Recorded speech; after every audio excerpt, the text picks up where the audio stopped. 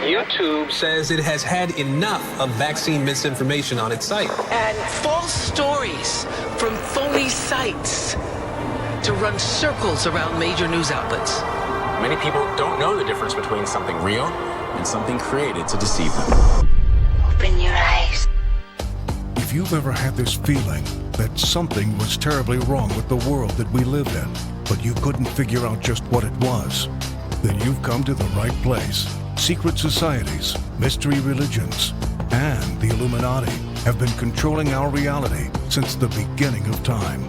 But not anymore, because there is an awakening happening, and you are about to become a part of it. Wake up, because this is a call for an uprising. This is a call for an uprising. Welcome to today's show. I need to talk about the Stargate project because they're starting to let more and more information out about what they're doing, but they also want to dupe the public into thinking it's one thing versus what it really is. And of course, this is a tactic that they always have to use. People are afraid, people don't understand. So they give you a little bit of an understanding without specifically telling you what they're doing. But I will show you specifically what they are doing. So the Stargate project is getting more and more traction. People are trying to figure out what exactly it is. So you could, of course, rely on conservative-controlled news like Fox News to bring the goons out like Larry Ellison and Sam Altman to talk about what the Stargate project is, knowing that the majority of people out there don't understand AI, but are being told that AI is already a big part of their lives because now they're linking in Google searches and other things that people rely on the internet and saying, well, AI is really doing that. As most of you have noticed, Google searches now give you AI as the top answer, right? You get an AI overview instead of the top page that usually comes up when you do a Google search. So now people are being conditioned into, oh, well, it's like the Google search. It's not really that big of a deal, but it is a big deal. And Larry Ellison here is talking about how the healthcare system is going to be affected. You might remember Larry Ellison on day one of Donald Trump taking over, talking about those personalized custom mRNA vaccines to cure cancer. And the majority of people went, whoa, they're talking about vaccine. Oh boy. But of course, all it takes right after that is Donald Trump to come out and say men will play men's sport, women will play women's sports, for those people to forget about it. For those people to say, he's pushing that again. I thought he was over all that stuff with Operation Warp Speed. And they continue to put these little traps in place to get people's attention away from what they're actually doing, which is building out AI governance, which is the structure of the New World Order, which is everything, again, that they discuss at the World Economic Forum, the United Nations. This is the Tower of Babel rebuilt through artificial intelligence. So they want to explain what this means for healthcare, right? Because one of the transitions will be to healthcare. And what he says is that, well, what's going to happen is, you go in the doctor's office, everyone's like, yeah. And, they go through their folders and they see the stuff that you were in there for last time and your health history and, they check your blood pressure. All AI is doing is just giving another eye on it, right? And some people go, oh, okay, that's interesting. So what does it mean? Well, he'll tell you that artificial intelligence is just listening in, right? Which should be, something that should ring bells in people's minds immediately to say, wait, AI is listening to a conversation I'm having with a doctor, right? But they're so used to this now with all the devices that they've allowed into their home that they don't really care if AI is listening or not. These narcissists just say things like, I'm not hiding anything anyway, so go ahead, spy on me, right? So they're going to ease people in to AI healthcare with stuff like this by saying what you're about to hear, where AI is listening and all it's going to do is give the doctor recommendations so that you can get the best care. And these people will eat it up hook, line, and sinker. But what he's really talking about is getting under the skin, which I'll get into after I show you these clips. So here he is trying to convince people it's not a bad thing. It's just an extra set of ears on the conversation. And then again, the doctor can go to AI and get a recap of everything that was discussed and maybe get good recommendations from AI. That's all it is, right? So the sheep will hear that, and what do they say? They go, oh, okay. Well, it doesn't hurt to have a second opinion, right? Doesn't hurt to have an extra set of ears on it. I mean, maybe they'll work together and they'll figure out what's wrong with me, right? And then he goes on to talk again about curing cancer and how these customized gene editing vaccines can cure cancer. Nobody out there seems to understand. When they're talking about gene editing, they're editing your DNA. Your DNA, which is unique to you, right? Again, true crimes are the best way for me to explain it. These crimes that you constantly see solved by what? DNA. They could find the person. They could pinpoint the one individual, even if they weren't a suspect, based on his blood being at the crime scene, based on his DNA being there, because he has his own specific DNA. They want to alter that specific DNA. And this is everything to do with man and machine becoming one.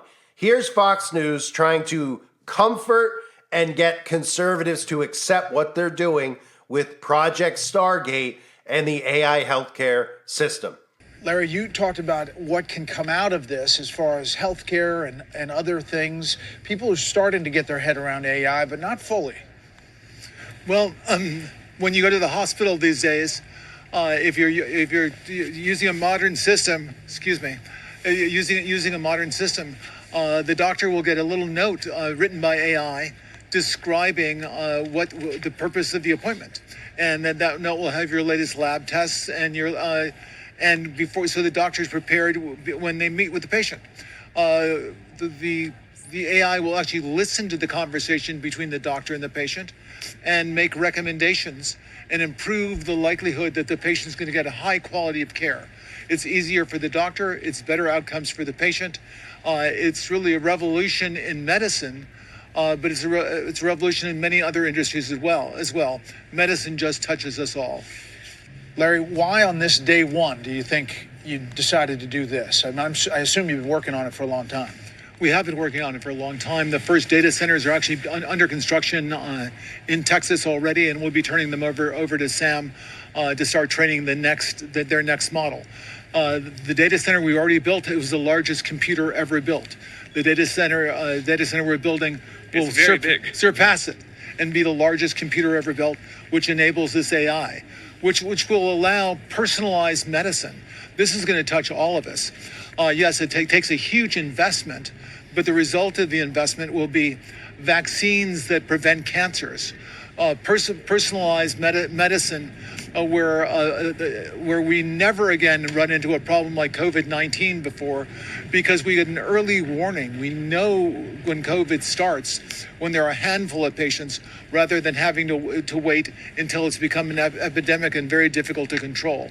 This is a very large investment that affects all of humanity. Can I ask the three of you just really quickly to get a sense of where you see the economy? There seems to be this optimism, or like the yoke is being released as far as regulation and business to flourish. Is that fair? Is that a fair assessment? How do you see it? I think so. This is the beginning of golden age. So again, the majority of people only heard what you heard in the first clip and aren't able to grasp anything that he's actually saying. When he's talking about AI listening to you, that this is going to change healthcare, that's just to ease you into accept it. But eventually what you'll find out is that in addition to these personalized vaccines, which will edit your DNA and change what you are and change who you are, as they've told us over and over again, he mentioned early warning signs, right?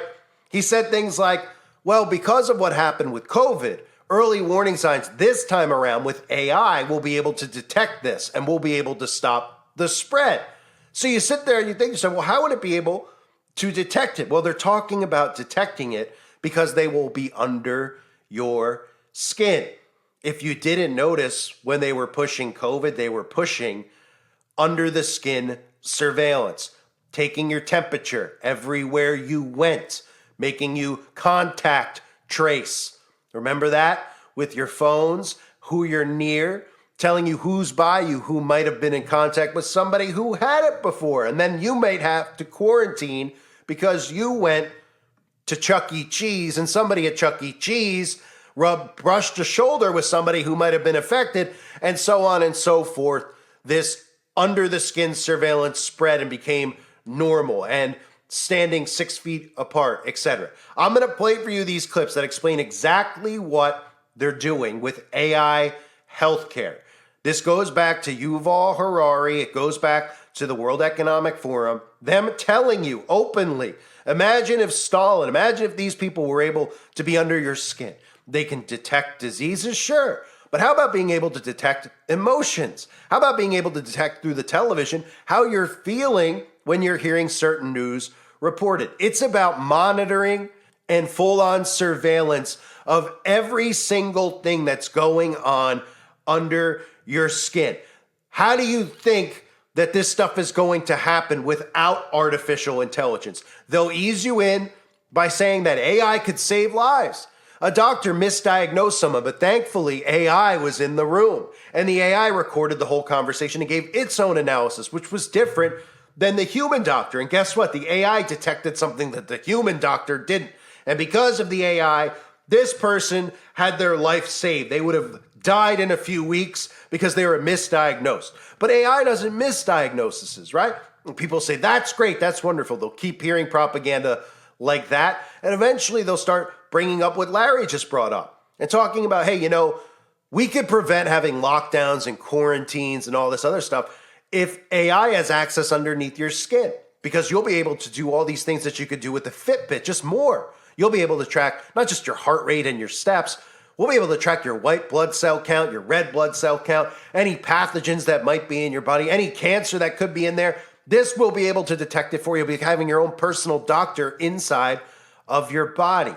And that's ultimately what they're getting at when they talk about AI healthcare, is that AI is inside of you, changing your genetic code and what it means to be a human.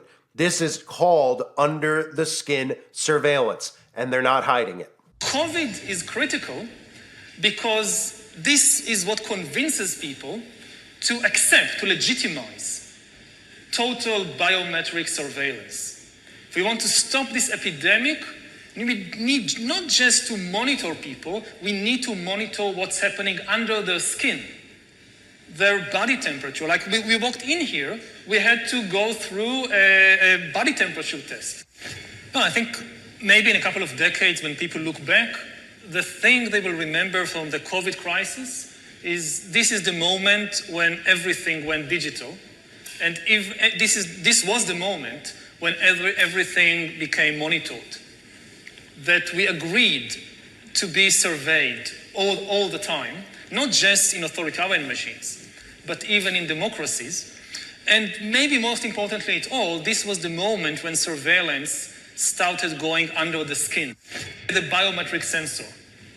It's the thing, it's the gadget, it's the technology that converts biological data into digital data that can be analyzed by computers.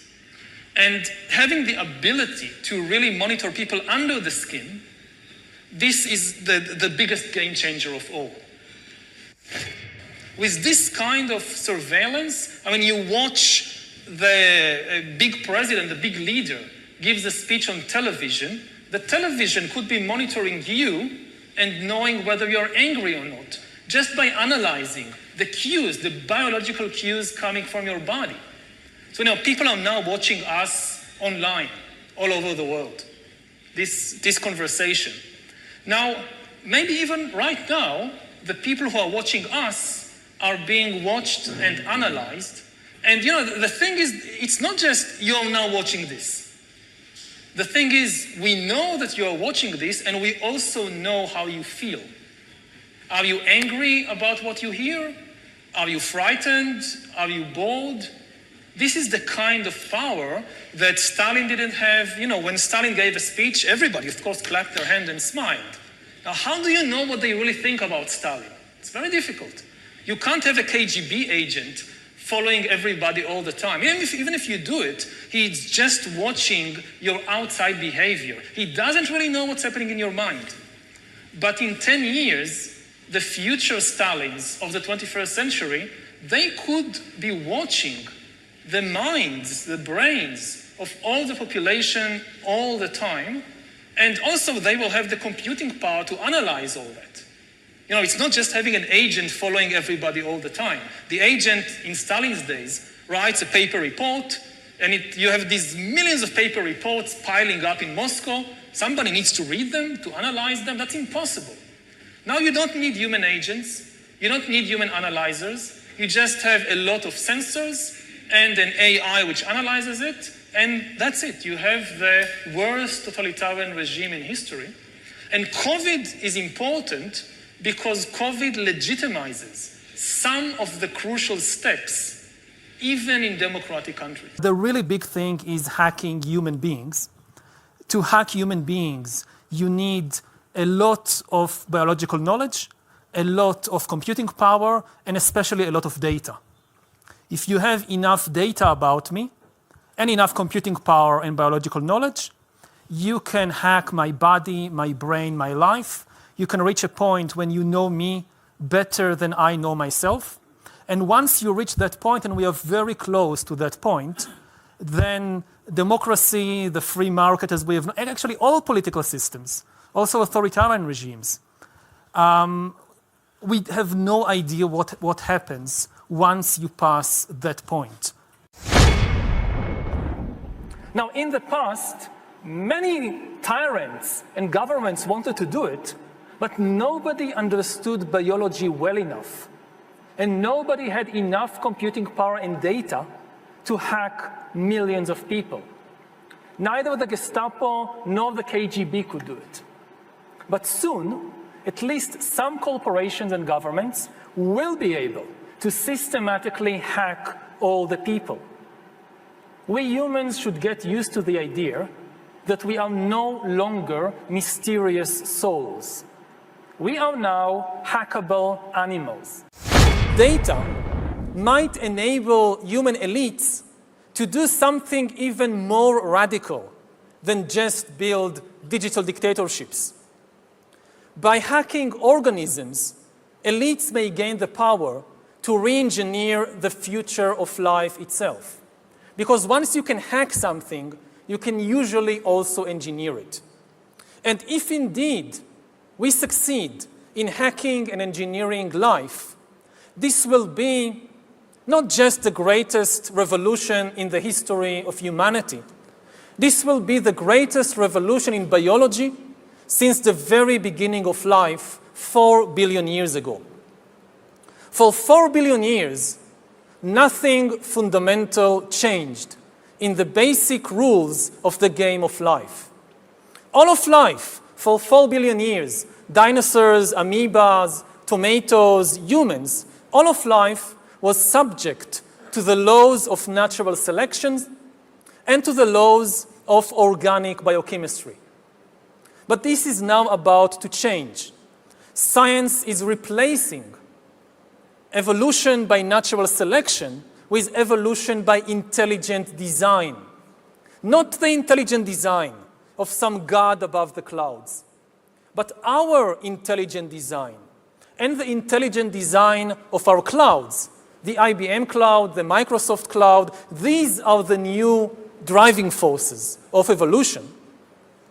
And at the same time, science may enable life after being confined for 4 billion years to the limited realm of organic compounds. Science may enable life to break out into the inorganic realm. So after 4 billion years of organic life shaped by natural selection, we are entering the era of inorganic life shaped by intelligent design. So does the data about my DNA, my brain, my body, my life, does it belong to me or to some corporation or to the government or perhaps to the human collective? Humans are now hackable animals. You know, the whole idea that humans have, they have this soul or spirit and they have free will and nobody knows what's happening inside me. So whatever I choose, whether in the election or whether in the supermarket, this is my free will, that's over. Free will, that's over. That's over. Over. Today, we have the technology to hack human beings on a massive scale. Yeah, I mean, everything is being digitalized. Everything is being monitored. In this time of crisis, you have to follow science. It's often said that you should never allow a good crisis to go to waste, because a crisis is an opportunity to also do good reforms that in normal times people will never agree to, But in a crisis, you see we have no chance. So let's do it. Vaccine won't help us go The to the vaccine test, of course. will help us, of course. It will make things, more manageable. Surveillance, people could look back in 100 years and identify the coronavirus epidemic as the moment when a new regime of surveillance took over, especially surveillance under the skin, which I think is maybe the most important development of the 21st century, is this ability to hack human beings, to go under the skin, collect biometric data, analyze it, and understand people better than they understand themselves. This, I believe, is maybe the most important event of the 21st century. One of the features of this fourth industrial revolution is that it doesn't change what we are doing, but it changes us. The difference of this fourth industrial revolution is it doesn't change what you are doing. It changes you. If you take genetic editing, just as an example, it's you who are changed. And of course, this has a big impact on your identity. And offers certain kinds of possibilities that have to be careful about. When you began to do that kind of gene editing, some people worry that you are changing what it means to be human. That's the problem. Of course, the new industrial revolution offers us many opportunities, but it raises manifold questions on the ethical, but even legal implications. And we have to be prepared for it, and that's what we want to do in Davos next year. So this fourth industrial revolution is, it doesn't change what you are doing. It changes you. If you take genetic editing, just as an example, it's you who are changed. Everything went digital, right? Right out of his own mouth, Yuval Harari.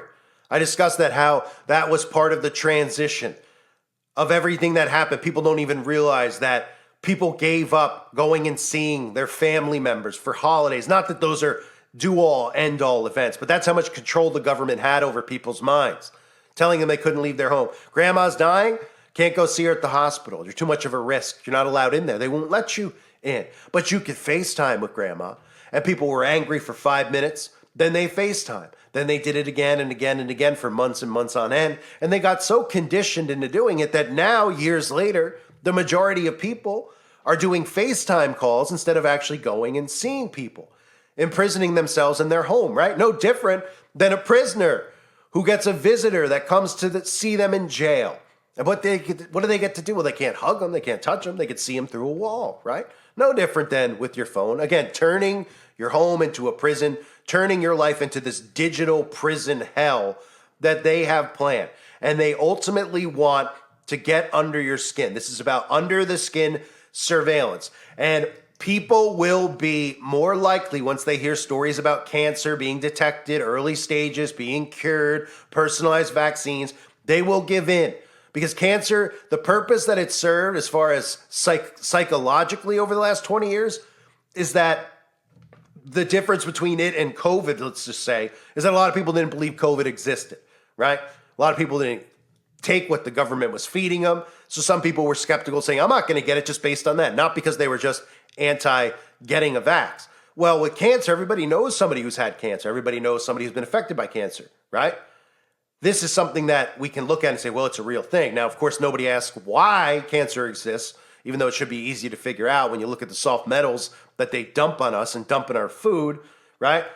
But people will be more likely and fearful of actually getting cancer. And of course, we could all look at the misdiagnoses that humans give to these patients when they actually have tumors, et cetera, so that they end up on chemo and so on and so forth, when many of these people don't even have it in the first place. But this is about getting under the skin. It's under the skin surveillance. And that's what people need to understand is coming, okay? This Stargate project they're easing you into, they know that 0% of the population understand what it is. They have a vague understanding, which is why they want you to think it is something like a Google search where, hey, I'm looking up the best, ingredients for a recipe, and AI overview is giving me the answer, right? So now they're getting AI in your head where you're saying, well, yeah, the AI overview is better than even looking at the articles out there, right? And then they say, well, AI is just analyzing all the stuff that's showing up in the search and giving you the best possible answer. And that's how they condition you, right? So then they say you're going to the doctor. AI is just listening. And these people go, well, what's the big deal? I mean, they're filming me at Walmart when I'm checking out. So let AI listen. I'm not hiding anything. And they say, hey, you know what? I'm sure you'll hear this over and over again, right? Second opinion, right? We've got that fed to us a long time, right? That saying of, oh, you went to the doctor said this, get a second opinion if you don't like what the doctor said, right? Okay. Well, guess what? You won't have to leave and go to another doctor for a second opinion. Most people can't get a second opinion, right? Because their health insurance only allows them to go see one doctor. So then they'll say, wow, I can have a second opinion for free at the same time? Yeah, it'll be AI. And then from there, as they get comfortable and AI starts to become their friend and they tell you how AI detected something that the human couldn't, people go, wow, that's really great. And they go, yeah, it's really great. And they go, we could do even better. You know how the Fitbit does this and it tracks this and does that? Yeah. Well, if we actually have the ability to get under your skin, and it's not some neurological procedure, we could just, get under your skin by just giving you a shot, and then inside your body, we'll be able to detect everything beforehand. You won't have to worry about even going to the hospital anymore. And they put the propaganda out about lives being saved and how the early detection and, this stopped an outbreak from occurring, and everybody will eat it up because all it takes is conditioning through time, right? Good enough propaganda where they use enough words that make people scared and then they feel comfortable with AI and all the stuff I said that'll happen beforehand. How AI will save lives through giving doctors information that they couldn't find on their own. And then they'll say, it's like my own personalized doctor. That's under my skin. Right. And it'll be editing what's under your skin and monitoring what's under your skin. And as Yuval and all these psychopaths openly said, under the skin surveillance. That's what they're attempting with biometrics. And they have the technology in place. It's in place. It's ready to go. In fact, some people already have this under their skin without realizing. Of course, we all know that. A lot of people already have the surveillance, but a lot of people also don't have it. We saw the trial run where people were allowing this inside their body and are being tracked and monitored under their skin. But there's a large portion of the population that also does not have this monitoring and surveilling under their skin, even though I know a lot of you believe that via the nanotech and the smart dust that they have the ability to do this already, but they don't have a direct pathway into your bloodstream without you allowing them to shoot it into your bloodstream. And eventually they're going to do everything they can to force you to give into this under the skin surveillance. So the technology is here. It's just a matter of conditioning. That's what this is all about. That's what all the things that they do is about. It's about conditioning you into accepting. The longer you hear it, the more you're just eventually going to go, whatever. Desensitize, condition over and over. Then start removing other options. Oh, well, now there's a shortage of doctors. But thankfully, that AI healthcare that was listening in the last time you went to the doctor, they know all your info, and you could just press a button on your phone and contact your AI doctor. And little by little, that's how it'll go, right? There'll be a shortage of doctors. There'll be, just like, the air traffic control, a perfect example to compare it to, right? Well, there's a shortage of air traffic controllers all of a sudden all over America. Who knew? Who knew, right? All of a sudden, there's none anywhere. You could just look it up. Ohio, Chicago, after all the crashes that just occurred. Well, we need a solution to that. Well, we have it. It's AI air control, air traffic control. Oh, great, right? Same thing. You'll hear whatever excuse they make up. Oh, doctors don't want to do it anymore. Doctors are stressed. Doctors are seeing that AI knows more than they know. And little by little, it's so hard to get an appointment with your doctor. You're sick right now and you can't get an appointment for 3 weeks. Well, open the app and get your AI doctor immediately. And the more comfortable you get with that, then they'll start hitting you with, hey, you don't even need to press the button on the phone anymore, because guess what? The phone's obsolete. The phone's in your body anyway. It's all in your body. It's all under the skin, right? Because at the same time they're telling you that you'll be able to open an app and interact with an AI doctor, they're also telling you that smartphones are going to be obsolete. This is the same thing that Elon Musk is saying at the same time, right? Oh, we're going to have Starlink, so your phone can always be connected. But at the same time, what's he saying? He's saying phones are going to be obsolete by 2030, that you're going to have a brain-computer interface, which is like a Neuralink under your skin, right? So people should be going, well, if you're going to track us and make these Starlinks, but you're saying phones are going to be gone, what's it going to? Oh, it'll be tracking and monitoring you and your movements without your phone. And they'll say, well, what's the difference? The phone's in your pocket, you know? And these suckers will just go and go and go and allow the government to continue and continue and continue. And they'll do the same thing with the healthcare. Oh, well, guess what? The phone's obsolete. So what am I supposed to do? Where's my AI doctor? Well, your AI doctor can now be in you and your phone. All of it can be in you. It's more convenient for you. It's more convenient? Yeah, and it's safe, right? Okay, I'll do it. And we'll edit what it means to be human, by the way, right? So it's all about under the skin surveillance, conditioning people into it. And now they're working the conservatives into accepting this Stargate project. And they know that they got pushback from that first initial day of Donald Trump bringing Larry Ellison out, talking about mRNA. But they're going to continue to do it little by little. Now they're going to kind of separate from Trump, have Trump in the background, not in the room when they talk about what they're trying to do with AI, so that Trump doesn't take any of the fall for it. Say, well, he hired these people, he doesn't really know what they're doing, because MAGA will refuse to believe it, right? Like they always do. They'll convince themselves, oh, Trump doesn't know what they're doing or talking about. He's just trying to go after China. He's trying to be number one, right? Right. These psychopaths are trying to get inside your body for under the skin surveillance. If you're not aware, be aware. Hopefully this video made you aware. Share it with others. I want to thank everybody who is here. I appreciate all of you greatly. God bless you and your families, as always.